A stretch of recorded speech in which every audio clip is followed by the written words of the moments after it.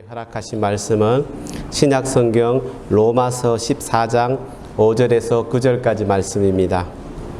자, 우리 다 같이 일어나셔서 로마서 14장 5절에서 9절 말씀을 우리 다 같이 한 목소리로 합독하며 봉독합니다. 시작. 어떤 사람은 이 날을 저날보다 낮게 여기고 어떤 사람은 모든 날을 같게 여기나니 각각 자기 마음으로 확정할지니라.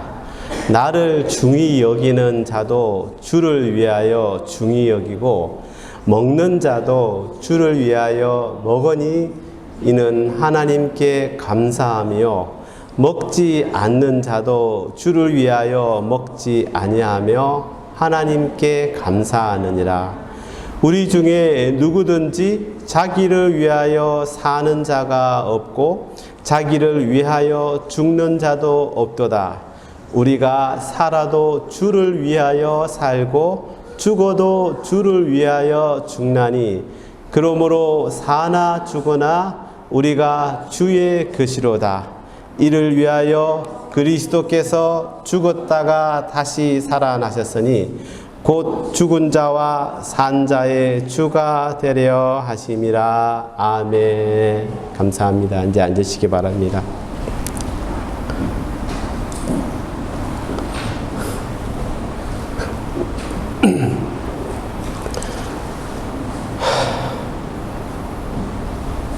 채희야.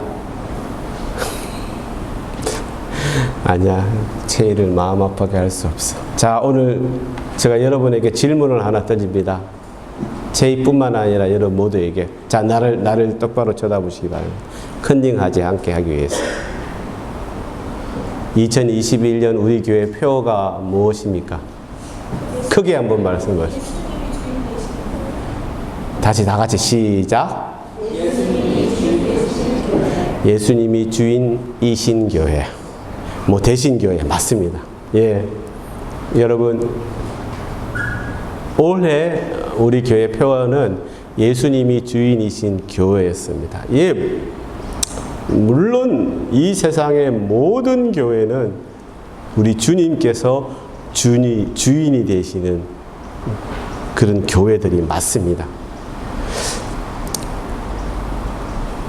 근데 이렇게 너무 잘 알고 있는데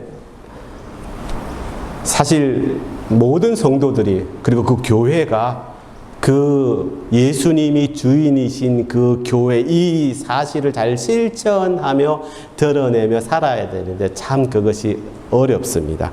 그래서 올 한 해 제가 작년에 올 한 해 우리 교회 표를 생각하면서 나에게 있어서 또는 우리 교회에 있어서 주님이 주인 되시는 한 해를 살아갑시다 라는 우린 마음으로 교회 표를 잡았었습니다. 예, 그래서 여러분 한 해를 우리가 잘 실천하려고 애썼습니다. 그렇죠? 잘 실천하여 온 줄로 믿습니다. 우리 주님 사랑께 모든 성도님들과 또 우리 교회가 이 주인 되시는 이 예수님을 잘 드러내며 또한 이 교회에 속한 모든 성도님 여러분들이 이 교회 예수님의 본을 따라서 예수님이 나의 주인 되신다. 우리 교회의 주인은 예수님이라는 사실을 여러분 생각하고 또 생각하면서 이렇게 잘 지켜오신 줄로 믿습니다. 자, 그러고 나서 이제 오늘은 2021년 마지막 주일 2021년 12월 26일 마지막 주가 되었으니까 한 해가 지나갔습니다. 예. 제가 조금 전에 잘 지키고 그렇게 생활하신 줄로 믿습니다라고 말했지만 또 한 번 더 물어보고 싶습니다. 여러분 마음으로 대답하시기 바랍니다. 여러분 어떠셨습니까? 예, 오늘 이렇게 마지막 예배를 드리고 있는데 또 내년에는 새로운 표가 있습니다. 예, 물론 다 정해져 있죠. 그 새로운 표가 나오고 또 그 표를 생각하면서 또 한 해를 여러분 신앙을 이렇게 여러분의 시간의 삶 속에서 또 교회 속에서 살아갈 터인데 그런데 그러면 2021년에 이 교회 표어는 이제 이제 다 끝났다. 내년에 목사님이 새로운 표를 정해주시면 그 표대로 이제 살아가면 되겠다가 아닌 것입니다, 여러분. 계속해서 그 마음을 이어가야 하는 것입니다. 그래서 제가 이 마지막 주일 설교를 생각하다가 다시 한번 올해의 우리 교회 표였던 이 예수님이 주인이신 교회를 돌아보며 다시 다짐하는 시간이 되었으면 좋겠다라고 생각을 하였습니다. 자, 잘 들으시길 바랍니다. 여러분, 많은 사람들이 그렇게 말을 합니다. 교회를 이제 부모님이 다니시는 교회 계속해서 다니면 그 교회가 제 모교회가 되지만, 이렇게 여러분 이제 이민을 오시게 되면은, 그쵸? 그래서 브리즈번에 이렇게 딱 자리를 잡게 되면은, 우리 김사라 집사님은 안타깝게도 동생인 김성강 집사님 손에 이끌려서 선택의 기준도 없어 우리 교회를 오셨지만, 좋은 교회가 뭔지 모르고 오셨지만, 그러나 또 신앙심이 깊었던 그런 가정은 이 브리즈번으로 이민을 왔으니까 교회를 찾게 됩니다. 그쵸? 그럼 어떤 교회를 찾게 될까요? 이 정답을 혹시 아시는 분? 어떤 교회를 찾게 될까요? 대부분이. 예? 좋은 교회. 이거 보셨죠? 이상하게 큰일 하면 안 된대도. 좋은 교회. 여러분, 좋은 교회를 찾아가지 않습니까? 그쵸? 좋은 교회. 그래서 좋은 교회가 어디입니까? 소개해달라고. 요즘은 내가 호주 브리즈번으로 이민을 가는데 혹시 브리즈번에서 좋은 한인교회가 있으면 소개시켜주세요 라고 이렇게 SNS나 이런 데 올리는 그런 경우도 제가 가끔 본 적이 있습니다. 좋은 교회. 여러분, 좋은 교회, 다 그리스도인이 원하는 마음은 그렇게 좋은 교회에서 신앙생활 하고 싶은 것입니다.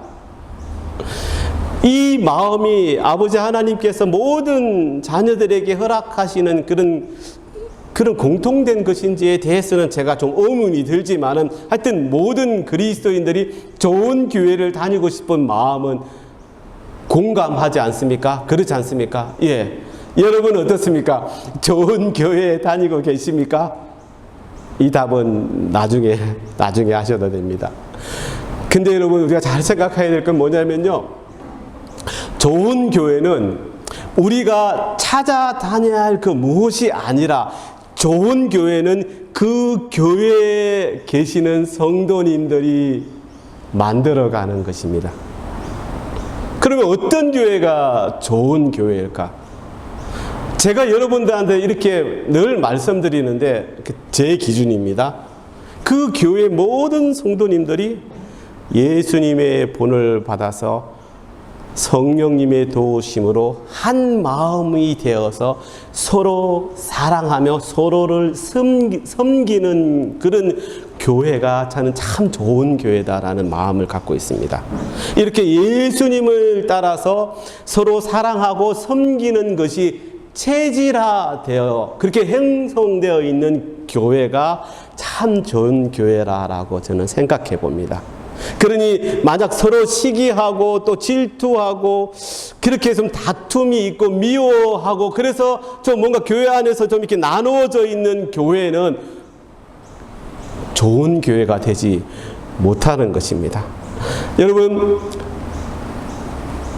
한국에 가면은 이 교회도 마찬가지. 모닝사이드 유나이팅 처치도 여기 보면은 1902년부터 2002년까지 100주년이라고 해서 지금 2020 내년 되면 여기가 120년 되는 전통 있는 120년 엄청나지 않습니까? 우리나라로 하면은 120년 넘는 교회가 몇 교회 되지 않는데, 이렇게 전통 있는 오래된 교회, 또는 정말 목사님께서 말씀을 정말 잘 전하시는 그런 교회, 또는 정말 크고 아름다운 건물, 진짜 아름다운 건물을 가진 교회라고 할지라도 그 교회 안을 이렇게 들여다보면은 서로 사랑하지 않고 서로 섬기지 못한다면은 그 교회는 좋은 교회가 아닌 것 같습니다.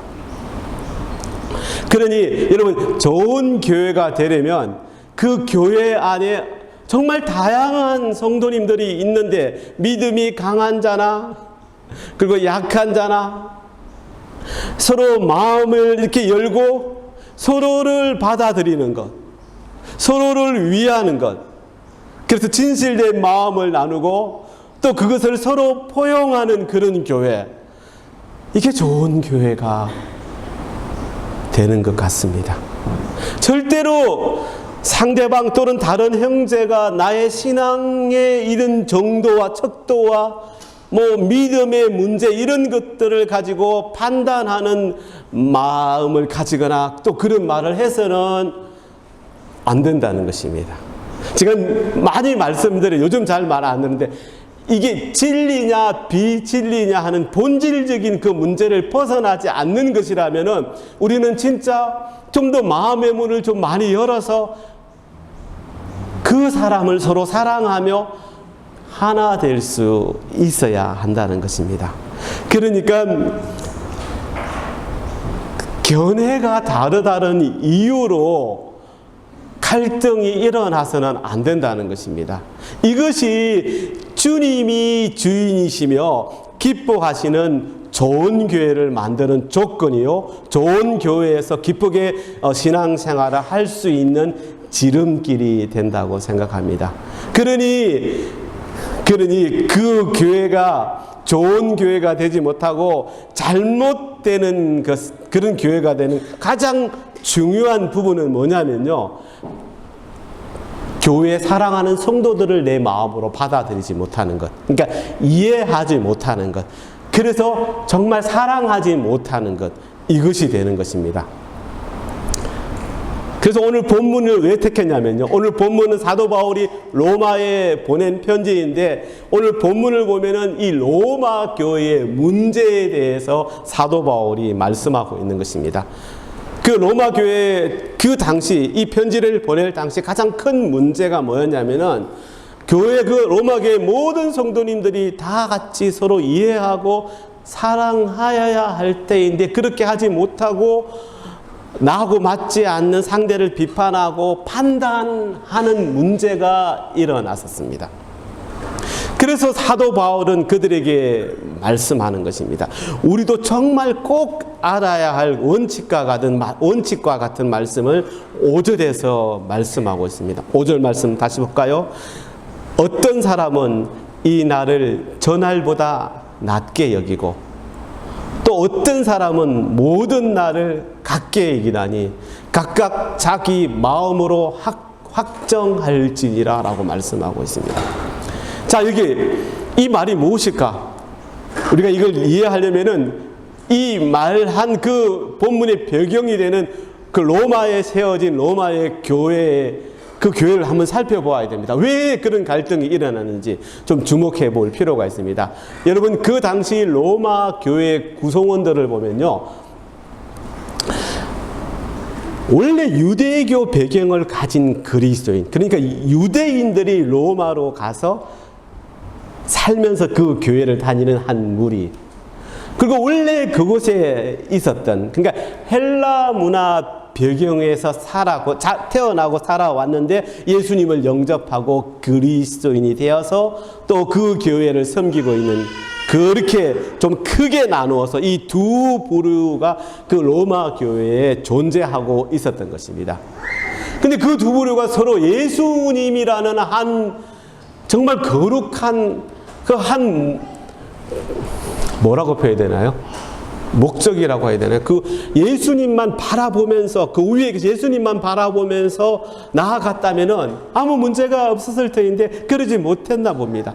그러다 보니까 자기들이 이때까지 살아왔던 것들, 해왔던 그런 것들을 주장하다가 보니까 상대방하고 좀 틀어지게 되고 나눠지게 되고, 그러다 보니까 비판하고 헐뜯는 말을 예사로 하면서 큰 갈등이 일어났던 것입니다. 그 소식이 바울에게까지 전해진 것입니다.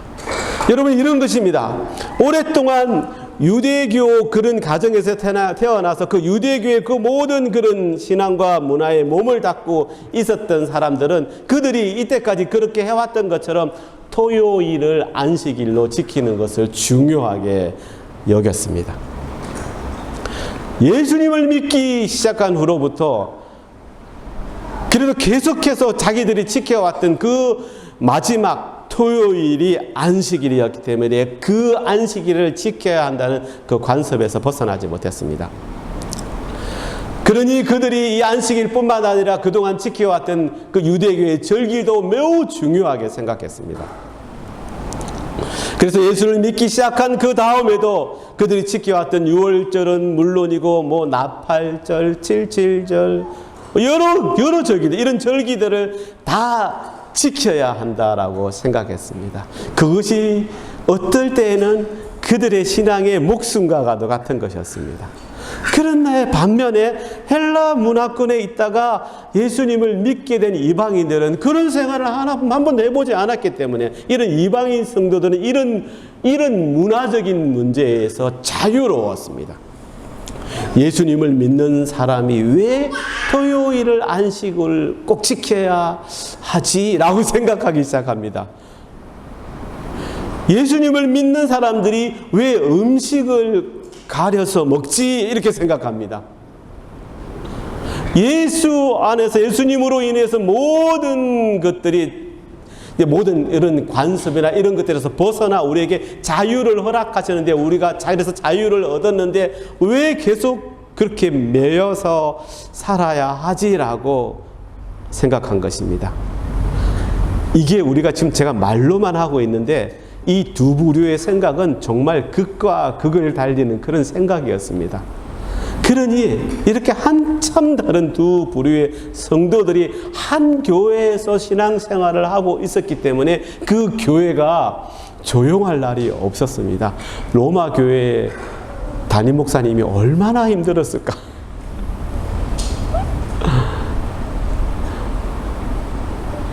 서로가 이렇게 상대방을 비판하고 헐뜯는 말을 예사로 하는 지경에까지 이르렀으니 그 소문이 사도 바울에게까지 갔는데 그 교회 목사님은 얼마나 난처하고 어려웠을까?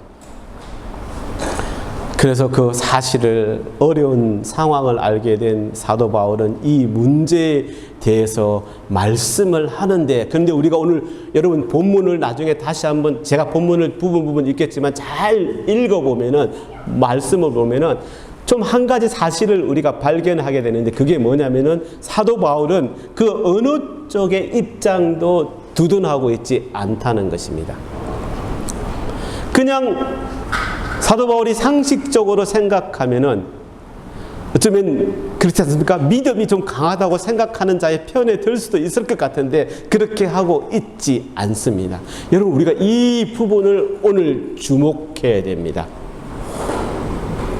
이것은 정말 사도 바울의 단호한 한 면을 우리에게 보여주는 것입니다.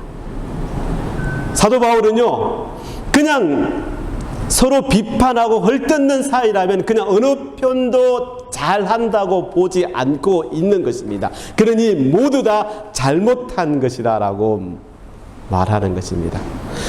그렇기에 사도 바울은 양쪽이 다 순종해야 하는 중요한 원칙 하나를 말씀하고 있는데 그것이 5절 말씀인데 이게 무슨 문제를 갖고 말한 것이냐면은 제가 말씀드렸지만 안식일 문제에 관한 것이었습니다. 이 안식일 문제를, 안식일은 정말 다른 날보다 우리가 더 거룩하게 생각하고 특별히 구별해서 지켜야 되는 부분이지 않습니까? 그런데 다른 한쪽은 어느 날에 구애받고 또 다른 한쪽은 그 날에 구애받을 필요 없다라고 생각하는 것입니다. 여기에 대해서 사도 바울이 그렇게 말하는 것입니다. 믿음에 따라 다르게 볼 수 있는 문제가 되므로 그러한 견해 차이를 서로 인정해야 한다는 것입니다. 그러고 나서 한 가지 원칙을 제시하고 있습니다. 5절 말씀 마지막 부분에 뭐라고 말씀하죠? 5절 각각 자기 마음으로 확정할지니라. 이게 그냥 요즘 말로 말하면 소신대로 결정해야 한다는 것을 말하는 것입니다. 양심에 따라, 선한 양심에 따라 각자가 결정하고 잘 대처하라는 말씀입니다. 즉 자기의 신앙의 양심과 또 이 진리의 이 성경 지식에 비추어 확신이 서는 그 확신대로 행동하는 것이 좋다라는 말씀을 하고 있는 것입니다. 여러분, 이것은 정말 중요한 원칙이 됩니다.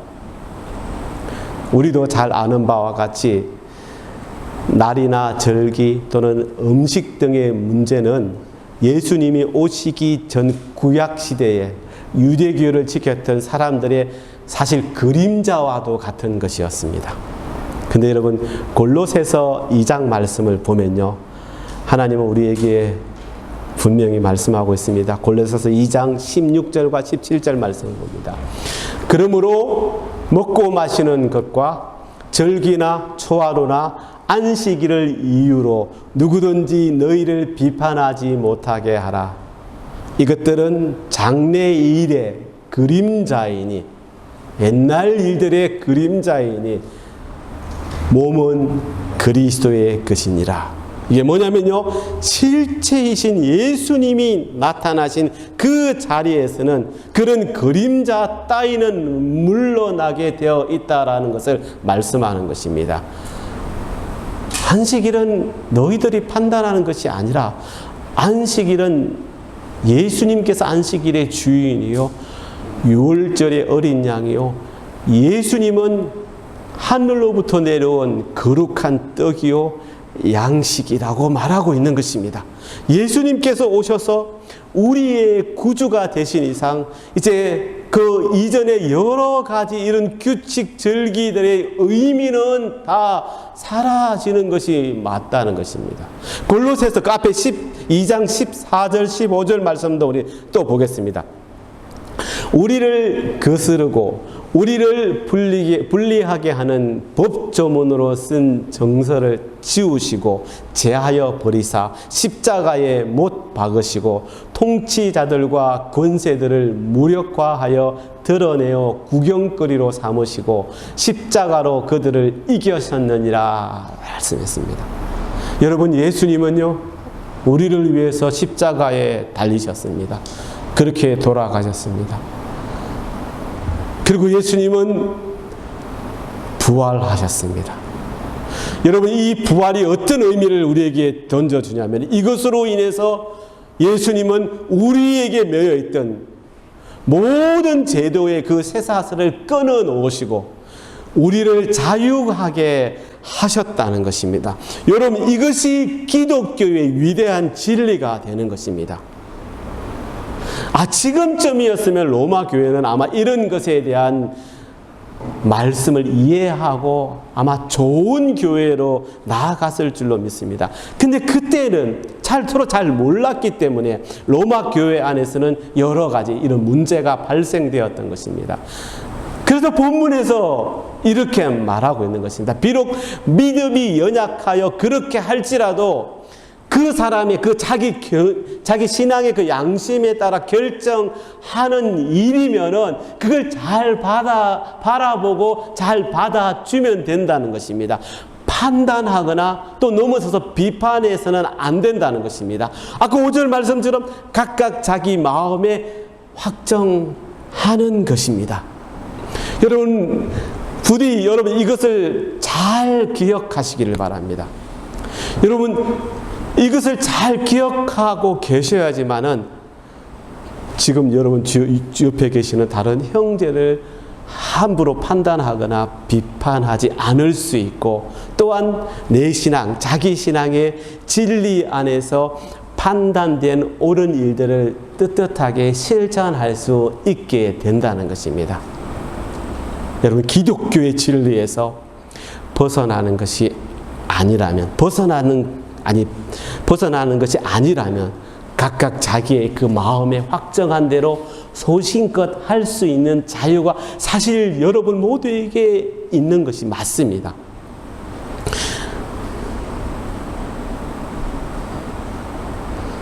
참 많은 예가 있을 것입니다. 교회에서 서로 자기가 생각하는 신앙과 믿음과 또 자기가 본 성경에 대한 이해에 따라서 얼마나 많은 다른 생각과 견해들이 있겠습니까? 성경에 이 주일을 거룩하게 보내라고 하였으니 정말 교회에 나와서 열심히 예배드리고 집에 가서 하루 종일 기도하며 그날을 안식하며 거룩하게 보내야 한다라고 생각하면 그것이 맞습니다. 근데 그날 오후를 어떻게 보낼 것인가? 오후에 일을 해도 괜찮은 것인가? 오후에 물건을 사도 괜찮은 것인가? 우리 자녀가 내일 모레 중요한 시험이 있는데 오후에 공부를 해야 되는데 공부를 해도 괜찮은 것인가? 왜 저 집은 저 애들을 오후에 학원에 보내지? 주일 오후에? 뭐 이런 여러 가지 견해들. 이것뿐만 아니라 얼마나 많은 것들이 사실 여러분 있습니까? 근데 그것은 그 사람, 그 성도님, 그 자기가 결정할 문제라는 것입니다. 믿음의 분량에 따라 소신껏 판단해야 되는 문제라는 것입니다. 그리고 그것들이 조금 전에 말씀드린 것처럼 얼마든지 다른 견해를 가질 수 있기 때문에 우리는 부디 제발 잘 받아들이시기를 바랍니다. 인정하시면 되는 것입니다. 절대로 나와 다른 견해가 다르다고 그 사람을 비판하지 말아야 한다는 것입니다. 그 사람의 양심적인 신앙의 자유를 존중해 주는 것이 맞다는 것입니다. 그동안에 어쩌면 모든 교회의 갈등이 이 부분에서 시작된 것 같습니다. 잘 살펴보면 이 원칙이 제대로 잘 작동하지 못해서 무시되었기 때문에 얼마나 많은 갈등과 그 어려움들이 있었는지 모릅니다.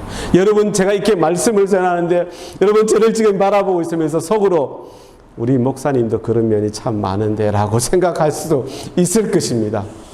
제가 잘못한 것이 있으면 여러분 이 앞에서 또 한번 회개합니다. 죄송합니다. 예. 그러나 혹시 여러분 제가 또 이 교회에서 목회하면서 제가 가지고 있는 소견이나 이런 신앙적인 견해가 있으면 여러분 저 목사 왜 저러지? 큰일 났네. 이렇게 생각하지 마시고 잘 이해하고 받아주시면 참 감사하겠습니다. 근데 그것이 잘 안 돼서 항상 문제가 되었고 교회에서 어려운 일들이 많았습니다. 자, 여기서 우리가 한 걸음 더 나아가서 검토해야 할 말씀이 있는데 소신껏 양심적으로 하면 돼라고 만약에 이걸로 만족해버리고 그렇게 쭉 나아가버리면 이게 큰 사단이 날 수도 있다는 것입니다.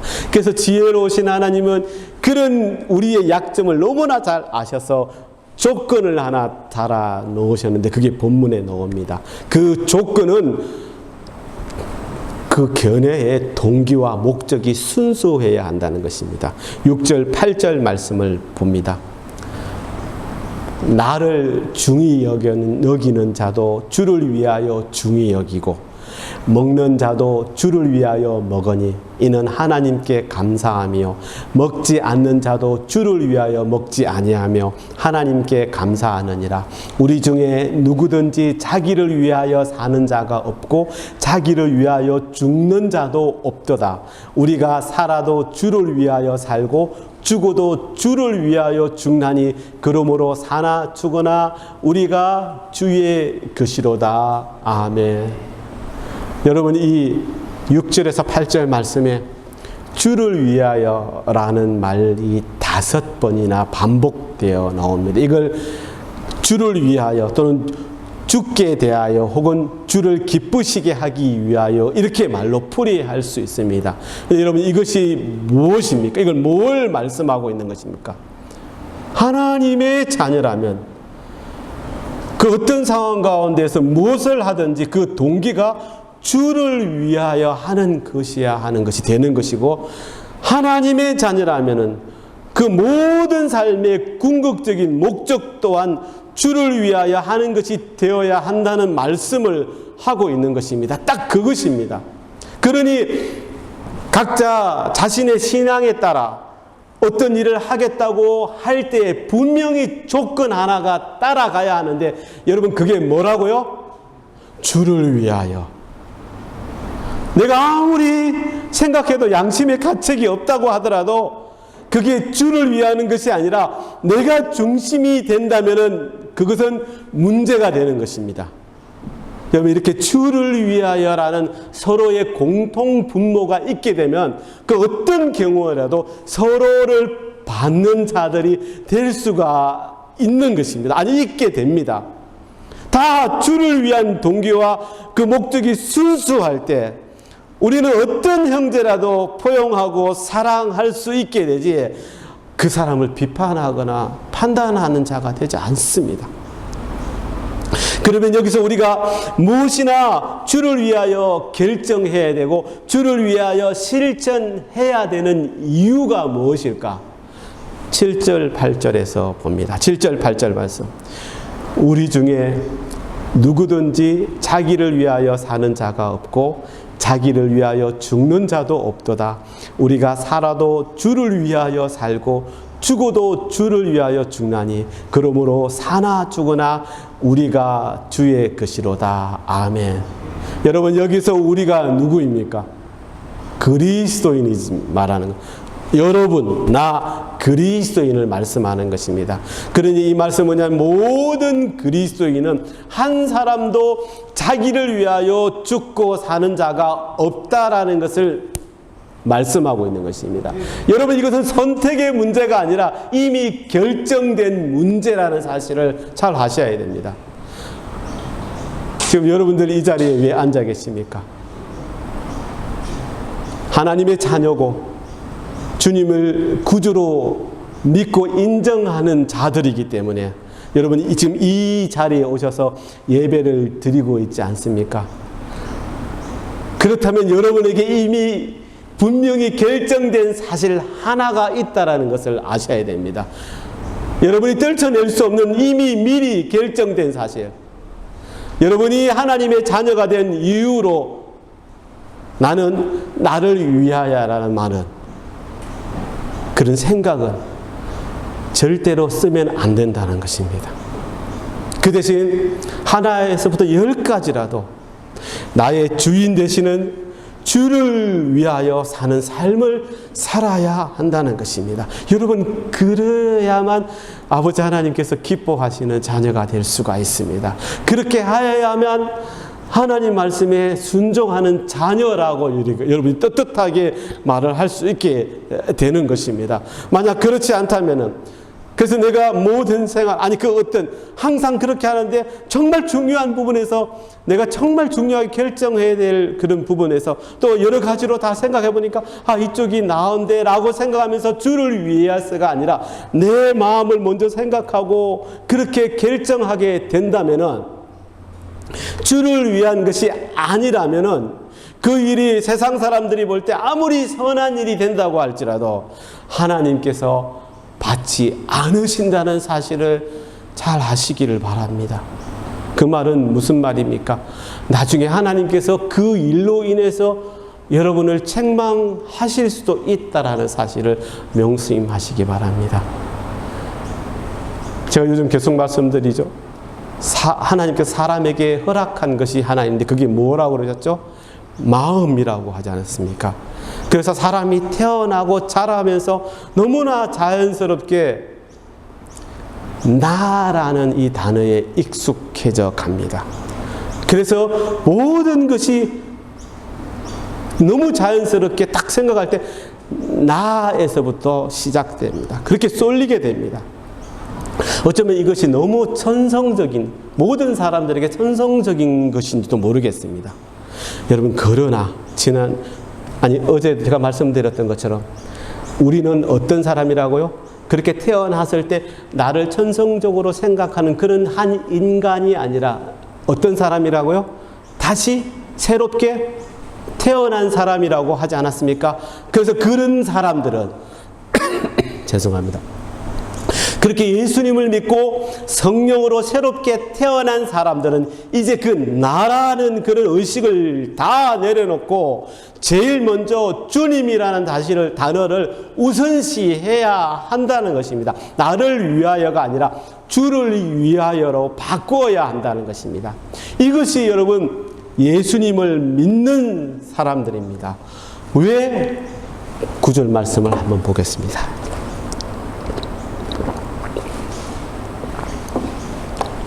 9절 말씀.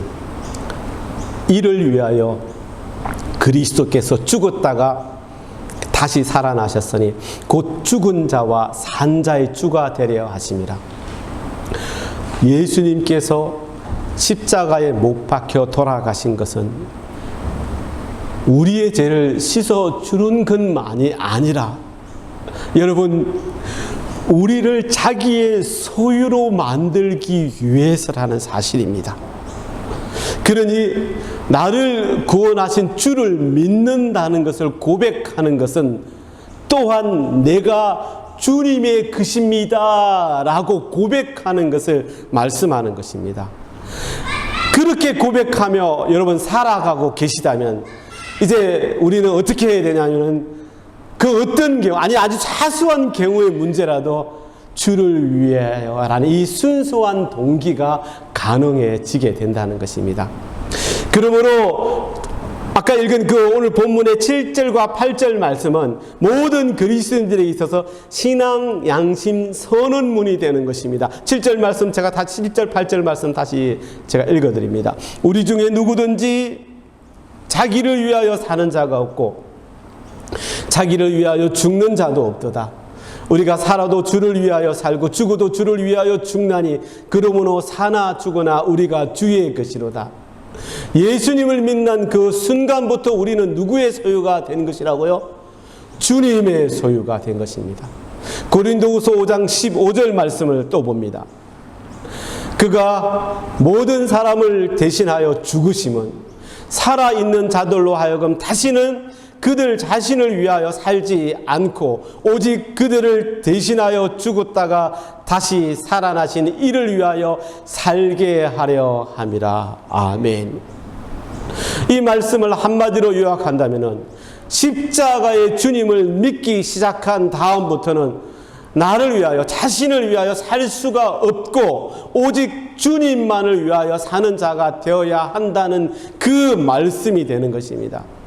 여러분이 아주 이 기본적인 진리를 확실히 받아들이고 고백하는 자래야 우리에게 허락된 그 시간 속에서 아주 작은 문제라고 할지라도 먼저 주를 위하여라고 이렇게 순수한 생각하는 순수한 동기가 가능해지게 되는 것입니다. 우리가 너무 잘 알고 있는 갈라디아서 2장 20절 말씀도 한번 봅니다. 내가 그리스도와 함께 십자가에 못 박혔나니 그런즉 이제는 내가 사는 것이 아니요 오직 내 안에 그리스도께서 사시는 것이라. 이제 내가 육체 가운데 사는 것은 나를 사랑하사 나를 위하여 자기 자신을 버리신 하나님의 아들을 믿는 믿음 안에서 사는 것이라. 아멘. 여러분, 여기서 그리스도가 살았다라는 말씀은 뭘 말씀하냐면요, 그 순간 나라는 존재는 없어졌다라는 뜻이 되는 것입니다. 그러므로 우리가 먹든지 마시든지 어떤 날을 지키든지 지키지 않든지 모든 것들이 나의 주인 되시는 주를 위하여라는 이 명제가 가능해지는 것입니다. 여러분, 이것이 예수님의 보를 따라 주를 위하여 사는 삶이 되는 것입니다. 우리를 위하여 그 자신을 희생하신 예수님과 같은 삶을 살아가는 것입니다. 그러니 여러분, 우리는 이제부터 아무리 작은 문제라도 어떻게 해야 좋은 것인가를 생각할 때 부디 주를 위하여라는 마음을 앞세우는 여러분들 되시기를 바랍니다. 그래서 우리 주님께서 기뻐하실 일이라는 그런 확신이 서면은 그것이 어떤 일이 될지라도 순종하는 여러분이 되었으면 좋겠습니다. 설교 마쳤습니다. 여러분, 은혜 많이 받으셨습니까? 제가 지금까지 한 설교는요, 제가 올 첫 주에 한 설교를 거의 그대로 한 설교인데 여러분 아셨습니까? 사랑하는 여러분, 제가 올 초 첫 주에 이 설교를 여러분들에게 하였습니다. 그래서 올 한 해를 이 말씀을 첫 주에 들으시고 아멘, 은혜 많이 받았습니다. 그리고 그렇게 살아야 되겠다고 분명히 다짐하셨을 것입니다. 그리고 결단하고 시작하셨을 줄로 압니다. 우리 모두가 주를 위해 사는 자가 되고 주님 사랑교회도 예수님이 주인이신 교회라고 선포하고 여러분 그때 결단하셨습니다. 근데 제가 생각해 보면 저도 너무 화살같이 지나간 그 1년이 다 하나하나 기억되지 않지만 제 마음에 드는 감동은 이것입니다. 우리 성도님들이 그래도 그 가운데서 올해 우리 교회 표였던 예수님이 주인이신 교회 이 표를 지키려고 애쓰고 그렇게 최선을 다해서 이 시간을 보냈다라는 감동이 막 들어옵니다. 그래서 지금 이 자리에서 여러분들에게 참 감사하다는 인사를 드립니다. 감사합니다, 여러분. 근데 여러분, 이것이 끝이 아닙니다. 여러분의 주인 되시는 예수님, 이것이 이번 주일로 끝나는 것이 아니라 다음 주, 오늘 이후로 계속해서 또다시 시작되는 문제라는 사실, 우리 평생에 이 진리를 붙잡고 나아가야 한다는 사실을 명심하시기 바랍니다. 그래서 이제 다가올 새해인 2022년뿐만 아니라 우리의 모든 시간 가운데 오직 주가 주인이신 내가 되며 주님이 주인이신 이 주님 사랑 교회를 위해서 최선을 다하여 주님께 순종하며 헌신하는 삶을 살아가겠다고 그렇게 고백하고 결단하는 저와 여러분 모두와 우리 주님 사랑교회 모든 성도님들이 되시기를 우리 주님의 이름으로 간절히 기도드립니다. 아멘. 네, 우리 기도하겠습니다. 사랑의 하나님, 감사합니다. 올 한 해를 지켜주셔서 한없는 사랑과 은혜로 함께하여 주셔서 감사합니다. 아버지 하나님, 올 한 해 돌아보면 저희들이 부족했던 부분들도 많이 있는 줄로 믿습니다. 이 시간 아버지 하나님께 모든 그 잘못을 다 내어드립니다. 아버지 하나님 받아주시옵소서. 우리도 또 다시 한번 이 자리에서 다짐합니다. 주를 위한 삶을 살아가겠다. 그래서 사랑하는 나의 믿음의 형제들과 서로 위하고 사랑하며 받아주며 살아가겠다고 이렇게 또다시 다짐하고 결단하고 고백하는 이 시간이 되게 인도하여 주시옵소서. 감사합니다. 우리 주님 사랑합니다. 예수님의 이름으로 기도드립니다. 아멘.